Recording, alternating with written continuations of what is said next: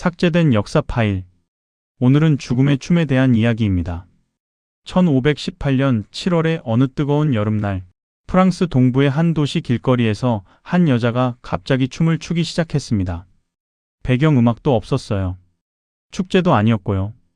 그냥 갑자기 자갈길 한복판에서 혼자서 격렬하게 몸을 흔들기 시작한 겁니다. 남편이 붙잡았습니다. 이웃들이 말렸습니다. 하지만 소용이 없었어요. 그녀의 몸은 멈추지 않았습니다. 밥을 먹지 않아도, 물을 마시지 않아도, 밤이 되어도, 해가 다시 떠도 그녀는 계속해서 춤을 췄습니다. 발바닥에서 피가 철철 흘러 신발 밖으로 넘쳐 흘렀는데도요. 며칠이 지나 극도의 탈진으로 쓰러졌다가 잠깐 숨을 돌리더니 또 다시 일어나 춤을 췄습니다. 그런데 여러분, 이게 끝이 아닙니다.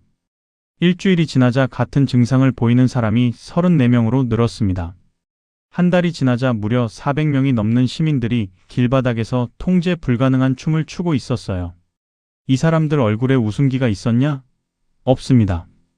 목격자들의 기록에 따르면 눈빛은 초점 없이 멍했고 팔다리는 경련하듯 흔들렸으며 얼굴에는 극심한 공포와 고통의 기색이 역력했다고 합니다.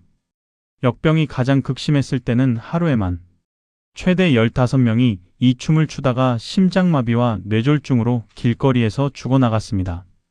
이게 유럽 중세의 한 도시에서 실제로 일어난 일입니다. 자, 이쯤에서 여러분이 속으로 생각하실 것 같은 거 압니다. 뭐야, 그냥 집단 관계 아니야? 옛날 사람들이 미신 믿다가 집단 히스테리 일어난 거잖아. 맞습니다. 반은요? 근데 이 사건이 흥미로운 이유는 광기 그 자체가 아니에요. 이 400명을 거리로 내몬 것이 도대체 무엇인가? 그리고 이걸 치료하겠다며 나선 당시 최고 엘리트들이 어떤 황당한 처방을 내렸고 그 처방이 어떻게 상황을 10배 더 끔찍하게 만들었는지 바로 그 구조적인 이야기거든요. 그리고 이 사건, 여러분이 어릴 때 한 번쯤 읽어봤을 동화 하나와도 연결됩니다. 한스 크리스티안 안데르센의 빨간 구두, 신겨주면 죽을 때까지 춤을 멈출 수 없다는 그 저주받은 구두 이야기요. 그게 허공에서 나온 상상이 아니라 이 실제 역병의 치료 현장에서 직접 튀어나온 이야기라는 거 알고 계셨나요? 오늘은 단순한 괴담이 아닙니다. 사회가 완전히 무너졌을 때 인간의 뇌가 어떤 극단적인 선택을 하는지, 그리고 시스템의 실패가 어떻게 무고한 사람들을 집단으로 파멸시키는지에 대한 이야기입니다. 진짜 이유는 따로 있거든요. 지금부터 알아보죠. 그렇다면 1518년 스트라스부르로 가기 전에 우리가 먼저 알아야 할 게 있습니다. 도대체 이 도시에서 무슨 일이 있었길래 멀쩡한 사람 400명이 길바닥에서 춤을 추다 죽어갔느냐는 거죠.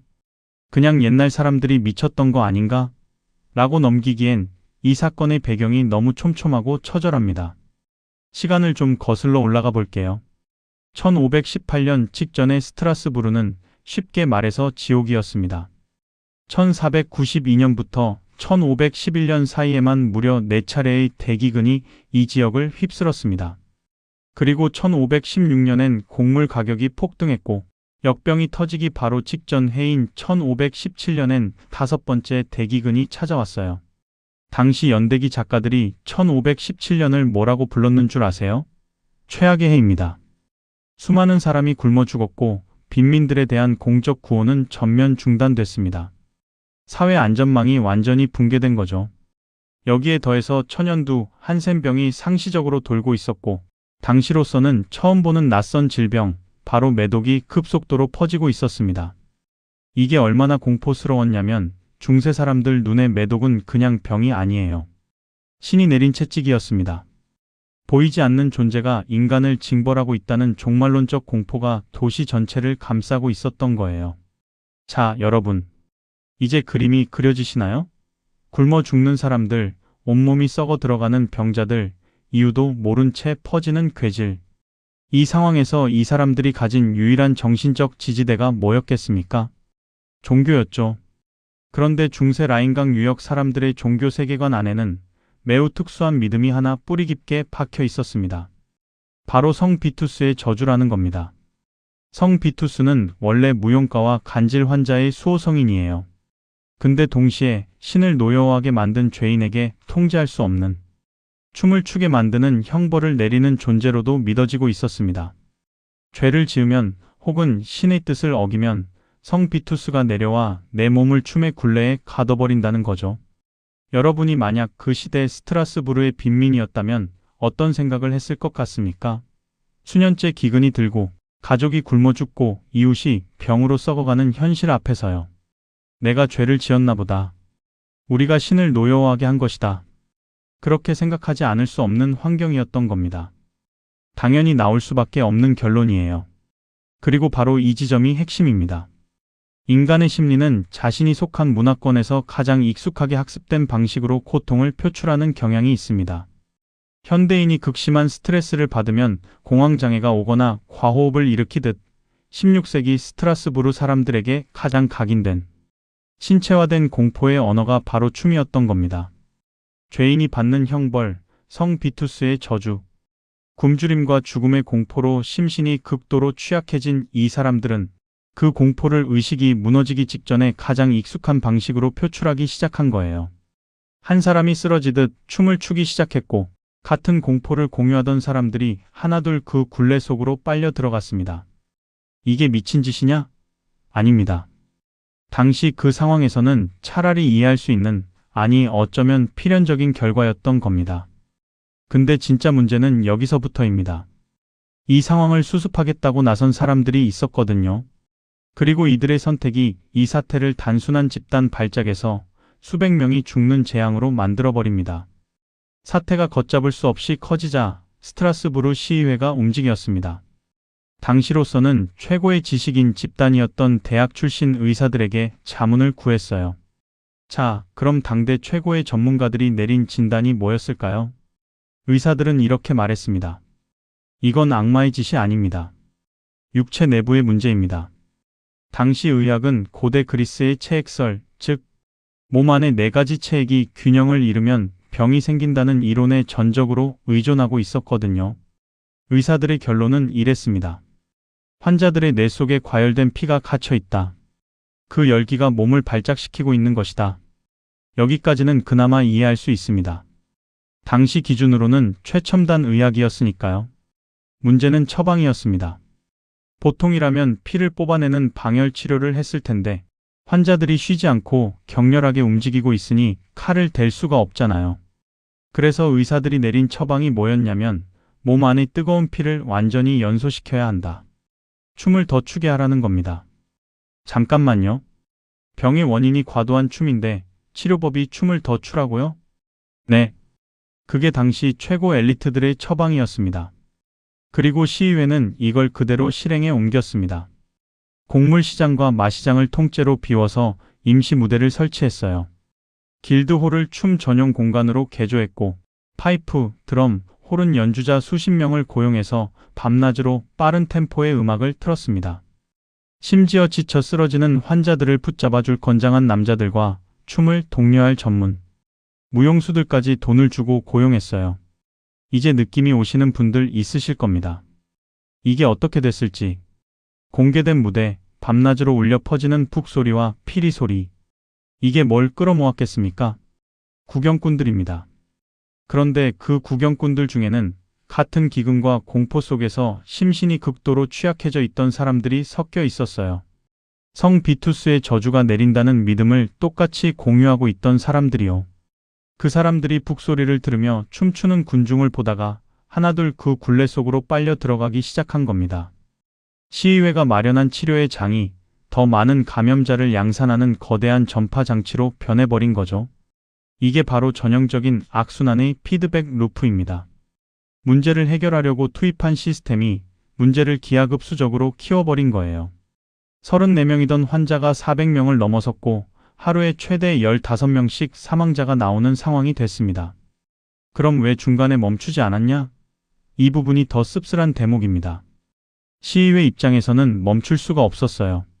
당시 최고 권위의 의사들이 내린 처방이었고 시의회는 그 권위를 공식적으로 수용한 상태였거든요. 이미 공개 무대까지 세워놨는데 효과가 없다고 철회하는 순간 시스템 전체의 신뢰가 무너지는 겁니다.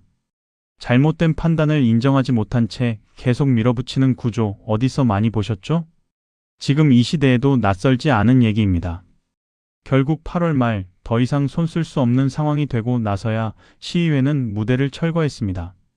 도시 내 모든 공공음악과 춤을 전면 금지하는 긴급 명령을 내렸어요. 도박장과 유흥가를 폐쇄하고 죄인들을 도시 밖으로 추방하는 뒤늦은 수습에 나섰지만 이미 수백 명이 피를 흘리며 거리를 가득 메우고 있었습니다. 과학이 실패했고 행정이 실패했습니다. 그리고 시의회는 마지막 카드를 꺼내 들었어요. 종교였습니다. 시의회는 이 춤의 역병을 성 비투스가 내린 영적 형벌로 공식 규정했습니다. 그리고 춤추는 환자들을 대형 마차에 실어 스트라스부르에서 약 30마일 떨어진 세이버른의 성 비투스 성당으로 강제 이송하기 시작했어요. 성당에 도착한 환자들에게 사제들은 매우 독특한 의식을 치렀습니다. 여전히 팔다리를 버둥거리는 환자들을 성 비투스의 목조 조각상 아래에 눕히고 손에는 작은 십자가를 쥐어줬습니다. 그리고 발에는 빨간 가죽 구두를 신겼어요. 사제들은 그 구두의 밑창과 윗부분에 성수를 뿌리고 축성된 기름으로 십자가를 그렸습니다. 자욱한 향 연기와 라틴어 기도문 속에서 죄의 사함을 선언했어요. 그리고 놀랍게도 의학적 조치가 전혀 듣지 않던 이 기이한 병이 이 의식을 치른 후부터 점차 잦아들기 시작했습니다. 9월 초에 이르러서는 길거리를 가득 메웠던 기괴한 춤사위가 거짓말처럼 사라졌어요.